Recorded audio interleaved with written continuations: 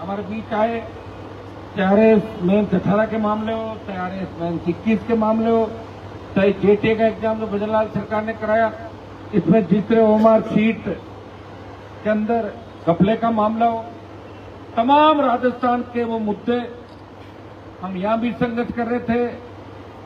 हम डॉक्टर राकेश को न्याय भी दिला रहे थे, भाई मनोज फर्स्ट ग्रेड की लड़ाई लड़ रहे थे, आरएस मेंस की तिथि बढ़ाने की लड़ाई लड़ रहे थे, चाहे रिया के अंदर बद्री माफिया का आतंक हो, चाहे प्रदेश के किसी भी कोने के अंदर अन्याय अत्याचार हुआ, चाहे भरतपुर धौलपुर डीग जिले के जाट आरक्षण आंदोलन की बात हो, तमाम जगह, चाहे 8 जून को नागौर की जन सुनवाई, तमाम जगह अपनी उपस्थिति दर्ज कराना और उस उपस्थिति के साथ साथ लगातार राजस्थान की सरकार को उसका वादा याद दिलाना कि आपने राजस्थान की भोले भाले जवानों से इस बात के वोट लिए कि हम अगर सत्ता में आए तो पेपर लीक की घटनाओं को रोकेंगे। कांग्रेस के गहलोत सरकार के समय जो पेपर माफिया राजस्थान के अंदर सट कट के बोल रहा था, उन पेपर के अपराधियों को हम पकड़ेंगे। मोदी ने कहा, अमित शाह ने कहा, आपके तमाम मंत्रिमंडल के जो भी साथी है, जो विपक्ष में थे, नारे लगाते थे, गिरफ्तारियां दे रहे थे, ढोंग रच रहे थे, बयानवीर जो भाजपा के बयानवीर थे, लेकिन आप अपने वादे से मुकर के राजस्थान के बड़े बड़े जवानों से, किसानों से आपने वोट लिया, सरकार बनाई और 2 साल के लगभग भजनलाल जी आपको हो गया। दुर्भाग्य से ऐसी सरकार हमने पहली बार देखी है जहां न पक्ष है न विपक्ष। विपक्ष सो गया और पक्ष मौज कर रहा है। अगर कोई लड़ाई लड़ रहा है, राष्ट्रीय लोकतांत्रिक पार्टी का सांसद लड़ाई लड़ रहा है, जिसका एक विधायक भी राजस्थान के अंदर नहीं है, फिर भी वो अपने किसानों के लिए, जवानों के लिए सड़क से लेकर सदन तक लड़ाई लड़ रहा है। भाइयों, अगर आरएसपी को 10 विधायक ही मिल जाते तो मजाल थी कि इस तरह के कानून राजस्थान के अंदर पास होते। किस तरह देश के अंदर जब किसानों को आवश्यकता पड़ी कृषि बिल के मामले में, सत्ता छोड़ के सड़क पर आए, अग्निवीर का जो आंदोलन था उसकी अगुवाई करी, तमाम माफिया के खिलाफ लड़ाई लड़ी और बजरी माफिया के खिलाफ जो राजस्थान में लड़ाई लड़ी, आज बजरी को सस्ती राजस्थान में अगर किसी ने कराया, बजरी माफिया पे 300 करोड़ की पेनल्टी लगाई और पेनल्टी लगेगी, वो हनुमान बेनीवाल के संघर्ष का परिणाम है। लेकिन राजस्थान की जनता उसमें भूल गई, जब तकलीफ पे थी कौन था, और जब अच्छा समय आ गया तो वोट कांग्रेस बीजेपी को डाल दिया और राष्ट्रीय लोकतांत्रिक पार्टी को हरा दिया। अपने ही हाथों से अपनी पार्टी की गला घोंट के हत्या करने का काम राजस्थान के जवान किसान ने किया। लेकिन फिर भी मैं आपके साथ खड़ा हूं। मैं कांग्रेस के साथ अलायंस में गया, कांग्रेस ने मेरी पीठ में छुरा घोंपा, मेरा बाड़मेर का आदमी लेके भाग गए और कांग्रेस पार्टी में बड़ी बड़ी डींगे आ गई है। लेकिन आपने देखा होगा एक भी कांग्रेसी अगर आपके समर्थन में कोई बात बोला तो बताओ मुझे, बोल रहा है क्या कोई? बोलेंगे भी नहीं। चोर चोर मोसरे भाई, पहले गहलोत तो सुन रहा गठबंधन, अब भजनलाल गहलोत का वो गठबंधन। अब गहलोत की आज किस तरह की बातें करें, 3 दिन पहले कैसे बयान दे रहे थे। हाँ, ये सही है कि सचिन पायलट अशोक गहलोत के पास जाके सरेंडर हो गए और उसके बाद अशोक गहलोत वापिस सपने लेने लगे कि मैं 4थी बार मुख्यमंत्री बनूंगा। नहीं लेता, पहले सरेंडर, मुझे लगता है एक तरफा चलेगा मामला। आप ये बताएं, एक व्यक्ति लड़ रहा है, ईडी, सीबीआई, सीआईडी, एसीबी, कोई उसका कुछ नहीं बिगाड़ पा रही है, तो उसके भाई के नाम से कनेक्शन है, चोरी छुपे काट के भाग दो। बिल भर रहा है, यहाँ सरकार जो सरकारी मकान अलॉट है, आप उसको नोटिस लगा दो कि आप खाली करो। और पहले बता देता ना, मैं तो एमएलए था जब तो लिया था, बिना एमएलए थोड़ी लिया था। तो पार्टी कार्यालय दो आप हमारे को। और भारतीय जनता पार्टी का जो पार्टी कार्यालय, ये भैरू सिंह जी शेखावत का बंगला था, सरकारी बंगला, उन्होंने अपनी पार्टी के नाम अलॉट कर दिया। याद करो भारतीय जनता पार्टी के लोगों, भैरू सिंह जी को पता था तुम कार्यालय बनाने के लिए काबिल नहीं हो, तो तुम्हारी नाकाबिलियत को देखते हुए तुम्हें दान दी सरकार से, ये ऑफिस दान दिया था।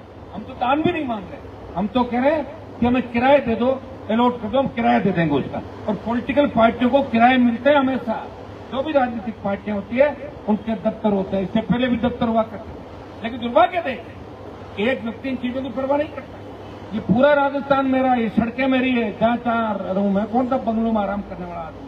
मेरे बच्चे तो यहाँ रहते ही नहीं है, मेरे बच्चे तो नागौर पता था इतनी होगी लड़ाई हो। और मेरे पास, मैंने जयपुर में जमीनें नहीं बनाई, मैंने फार्म हाउस नहीं बनाए। अगर ऐसो आराम करता, सत्ता में रहता, तो मैं फिर यहाँ सड़क पर थोड़ी रहता। जो आदमी सड़क पर रहेगा वो सत्ता में नहीं रह सकता, और जो सत्ता में रहेगा वो सड़क पर नहीं आ सकता। इसलिए मैं सड़क को, क्योंकि मैं आपको सत्ता में देखना चाहता हूँ। ये मेरे संघर्ष का ही परिणाम है कि 150 वोट जिसके पास नहीं, जगदीप धनखड़ वो उपराष्ट्रपति बन गया। श्रवणमान बेनीवाल, ललका फूका संघर्ष के परिणाम से इसको बना दो ताकि ठीक रहे वातावरण देश का। कि भाइयों दोनों पार्टियों को प्रदेश से मेरे समाज से बड़े थे पहले लगातार। हनुमान बेनीवाल ने लड़ाई लड़ी, फायदा समाज को मिला, दलित को मिला, शोषित को मिला, पीड़ित को मिला। हाँ, मुझे आप लगातार जीता रहे, इसमें कोई दो राय नहीं, लेकिन अगर आप क्यों की सीट इस बार जिता देते और गजेंद्र सिंह ने जो मूछ करी होती कि मेरी मूछ मुंडवा दूंगा, अगर जिता देते उसकी मूछ मुंडवा देता और आज ये दिन आपको देखना नहीं पड़ते। ये ऐसा ही भर्तियां भी रद्द हो जाएगी, पता नहीं क्या क्या हो जाता। लेकिन जब दिल्ली वालों को लगा कि हनुमान जी की ताकत तो कमजोर हो गई तो खींवसर में चुनाव हार गए। वोट मेरा बड़ा था घटाने, लेकिन कांग्रेस बीजेपी ने मिलकर जो हमला किया उसमें हमारे लोग समझदार नहीं हुए। 1 लाख वोट हमारे और 65,000 शेड्यूल कास्ट, 15,000 मुस्लिम, 2 लाख वोट बीजेपी के विरोध के और 86,000 वोट बीजेपी के। 2 लाख वोटों को 86,000 वोटों ने खींवसर के अंदर हराया। मेड़ता वाले ना समझ निकले, पहले मुझे मार दिया मेड़ता के लोगों ने, इसको टिकट दो, इसको दो, आपस में झगड़े कराए। फिर भोपालगढ़ हाथ से गया और मेड़ता की जो लड़ाई है वो खींवसर में मेरे घर में डाल दिया आपने लाके और मुझे भी सही कर दिया, सही नहीं कर दिया। अभी इस बात में विचार करो। जो जिन चीजों को मैं हमेशा आपको कहता था कि मेड़ता के जो नौजवान है वो भावुक ज्यादा उनको वो होता है, तभी तो सीट ले आए थे पिछली बार भावुकता में जब आरएसपी को आवश्यकता थी। तो खींवसर मेड़ता भोपालगढ़ और फिर मेड़ता भोपालगढ़ हाथ से चले गए। अब क्यों गए, कैसे गए, आप भी जानते हो सारी बातें। मैं तो आप जैसा कह रहे थे, काम में कमी रखी नहीं, मेड़ता में उतना ही काम कराया जितना खींवसर में कराया। हर जगह कॉलेज, अस्पताल, बड़ी सड़कें और प्रयास मैंने किया कि मेड़ता जो राजनीति का केंद्र था, आज मेड़ता वाले ज्यादा नजर आ रहे हैं मुझे यहाँ पर, तो राजस्थान की राजनीति का केंद्र था और मेड़ता के लिए मैंने रिया में पिछली बार लड़ाई लड़ी। रिया वालों की डिमांड थी हनुमान जी कॉलेज खुलाओ। लास्ट में गहलोत की सरकार जाते जाते 2-4 महीने धक्के चढ़ गई, छक्के लगाए, कॉलेजें खुलाई, स्कूल खुलाए, अस्पताल खुलाए, सड़कें बनाई। मेरा खुद का कोई काम था नहीं, लेकिन दुर्भाग्य से हमारे ही लोगों जो ना समझ, मैं नहीं कह रहा हूं बीजेपी में चले गए, लेकिन कांग्रेस में चले गए हमारे लोग एकता कर। कुछ हमारी कमियां थी पार्टी, कुछ पार्टी के अंदर नए बच्चे थे, उनको पंचायतें सौंप दी, जानते नहीं, नए बच्चे तो नहीं होते, एकदम से नए बच्चों को पूरी पंचायत की सौंप दो। तो इसलिए कहते हैं पहले बारात जाती थी ना, उसमें एक बुजुर्ग आदमी को ले जाते, खबर है लड़ाई झगड़ा करे और घमा आ जाए, कोई बात सही बात है ना शैतान जी। हाँ, तो इसलिए तो कहते थे कि बारात में एक बुजुर्ग जरूरी है, छोरा पार्टी है। तो छोरा पार्टी मेड़ता के अंदर छोरा पार्टी ने ये इधर उधर के ग्रुप बना के मामला गड़बड़ कर दिया, बिना फालतू को 20,000 वोट तो दे दिए कांग्रेस में ले जाके और 10-5,000 वोट गड़बड़ कर दिया। जो मेड़ता की लड़ाई थी वो खींवसर में फंस गई। नहीं तो मेड़ता के अंदर जिनको आप एमएलए बनाते हैं तो वो वोट मुझे खींवसर में दे रहे थे और मैं दूसरे वाले दे रहे थे। अब आप समझते हो सारी गणित क्या हुई।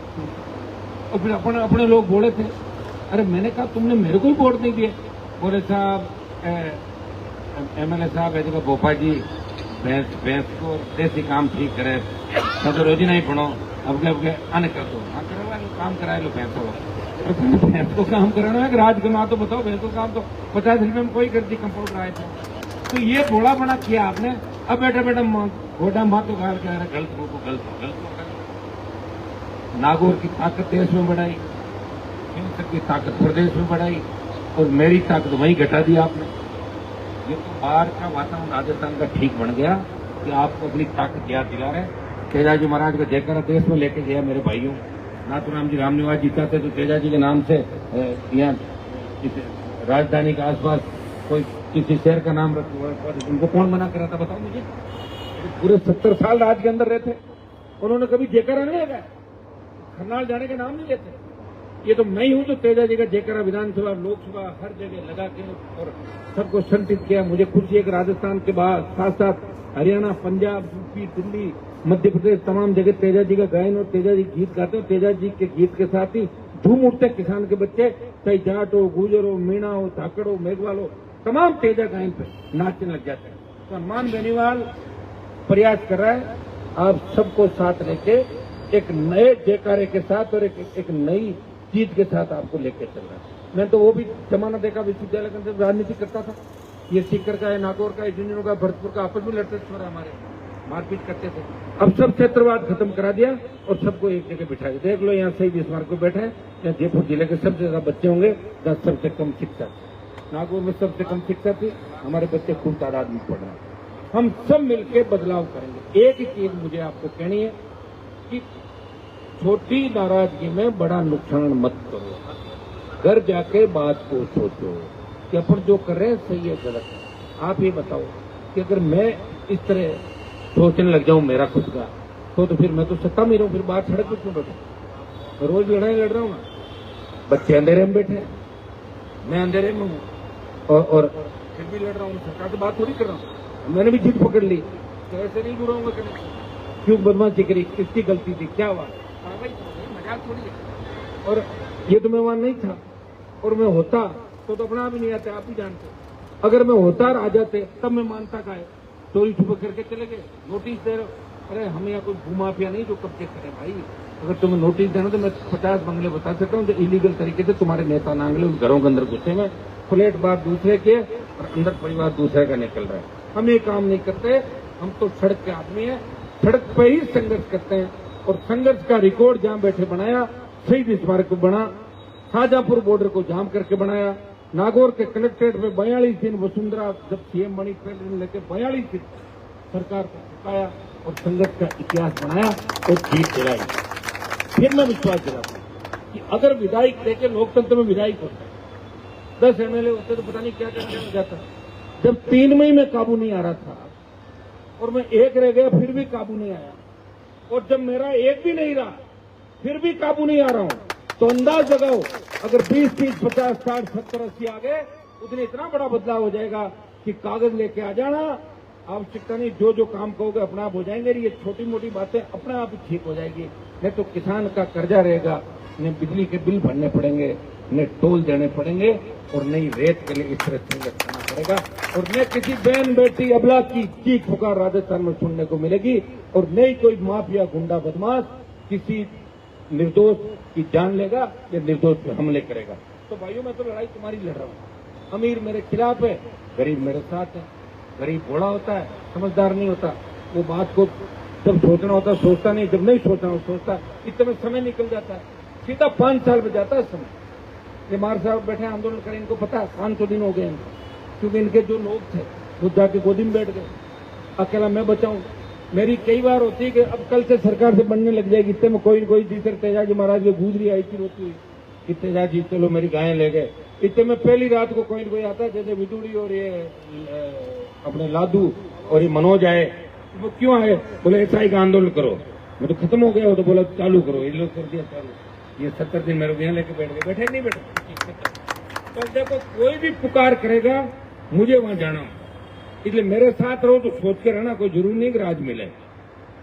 हाँ ऐसी छोटी मोटी चलती रहेगी तुम्हारी, कभी गाड़ी छोड़ दी, कभी तुम्हें छोड़ दिया, पकड़ लिया, छोड़ दिया, हल्ला हो गया, गुल्ला हो गया, ये चलेगा। अन्याय नहीं होने दूंगा, अत्याचार नहीं होने दूंगा, ये मैं आपको विश्वास दिलाता हूँ। और मेरे से जो भी फायदा होगा मेरे परिवार का नहीं करके मेरे भाइयों का करूंगा, आप सबका करूंगा, कितना विश्वास दिलाता हूँ। अब दिल्ली कूच की हमारी तैयारी का ऐलान हम 1 दिन के अंदर करेंगे। हमारी कार्यकारिणी भी आ रही है दिल्ली, देखो सारे काम ठीक है। अब थोड़े दिनों बाद पता क्या होगा, जयपुर में घर नहीं होगा, कनेक्शन नहीं होगा अंधेरे में, और संघर्ष फिर भी जारी रहेगा। समझ में आ रही है ना? तो मेरे हिसाब से जो ने तो आज से पहले किसी ने लड़ी और ने लड़ाई की सोचेगा, क्योंकि इतनी लंबी लड़ाई 25 साल तक कोई नहीं लड़ पाता। पूरी जवानी मैंने लड़ते लड़ते बिता दी। लोग जवानी में तो ऐसा आराम करते हैं और बुढ़ापे में 2-4 बयान देकर अपना काम निकालते। जवानी तो मैंने लड़ाई में बिता दी सारी। जवानी में तो राज करता, बाद में आ जाता बात करके, पार्टी बदल लेता। हमारे नेताओं ने खूब पार्टियां बदली नागौर के अंदर, आपने देखा। तो भाइयों समझ के साथ चलो और अभी से लग जाओ। शेड्यूल कास्ट के भाइयों को साथ लेके चलना है। छोटी मोटी बात हो उसमें बड़ा झगड़ा नहीं करना। एक छोटा सा झगड़ा अगर गांव के किसी कोने में होता है तो उसका हिसाब किताब हमें देना पड़ता है कि तुम्हारी जाति के लोगों ने अन्याय किया, वो हमारा टूटी बात को समझदारी वो आप कार्य करें। जो हो गया बीत गया उसको छोड़ो, उसके नए सिरे से जो भी परिणाम भुगत लिए। अब जो आने वाला समय वो ठीक रहे, समझ लिया घिन के गांठ बांध दो। एक बात का ध्यान रखो, नशा नहीं करना, डिमोलाइज हो जाएगा छोटी छोटी बातों में। नौकियां दारू की पिलियो कभी रीस आएगी आज सरकार लिए क्या तो पीते जब मैं दारू मेरा तो नशा लोग चाहे जो मेरे लिए कह रहे हैं हनुमान जी तो अफीम खाते हैं, खिला खाते, टिमका खाते हैं। अफीम अगर खाता तो पकड़ नहीं लेते क्या पुलिस अभी तक? अरे समझ रहे हो नहीं समझ रहे हो? जब बिजली का बिल भर रहा हूँ वही चलेगा। अगर मैं अफीम खाता तो तुम्हें उस दिन ये तो नहीं कहा कि भाई जयपुर राजधानी में घुस जाओ, तुम घुस जाओ राजधानी में कब्जा कर लो, बोला तो नहीं मैंने कहा ना रुक जाओ बात होगी। इस तरह का बयान देंगे क्योंकि ये सही बात है। लोग बेचारे लड़ नहीं सकते तो हालात परिवारों के आपको पता है।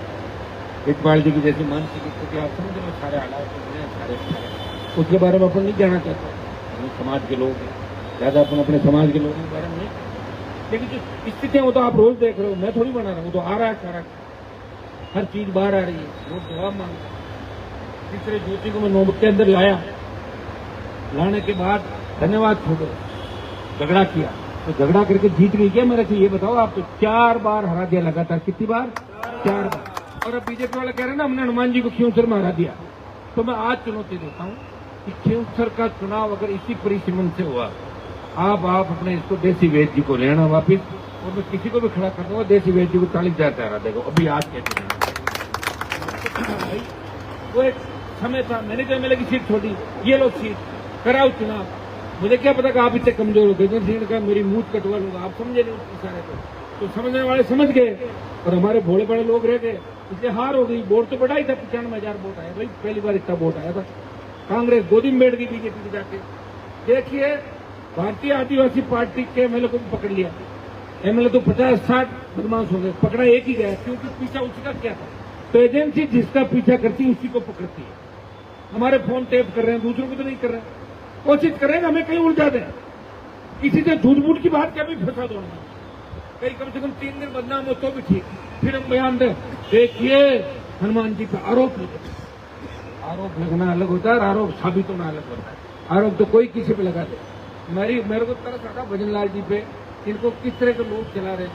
और भजन लाल जी जिस दिन आपको हटा देंगे उस दिन आपको यहाँ कोई राम भी नहीं करेगा, रिक्शे वाला भी नहीं बिठाएगा। इतने नाराज हैं आपसे राजस्थान जो लड़के चला रहे हैं। भजन लाल हटाओ, राजस्थान बचाओ। भजन लाल हटाओ, राजस्थान बचाओ। भजन लाल हटाओ, राजस्थान बचाओ। और कांग्रेस वाला कह रहे संविधान बचाओ। तो संविधान को ले जा कौन रहा जो? इसको कांग्रेस भाजपा हटाओ राजस्थान से, नहीं कांग्रेस भाजपा राजस्थान से हटाओ और संविधान बचाओ। ये दोनों हटेंगे जब राजस्थान का संविधान बचेगा, नहीं तो बर्बाद करके रख देंगे। बहुत बहुत आपको धन्यवाद। जय हिंद।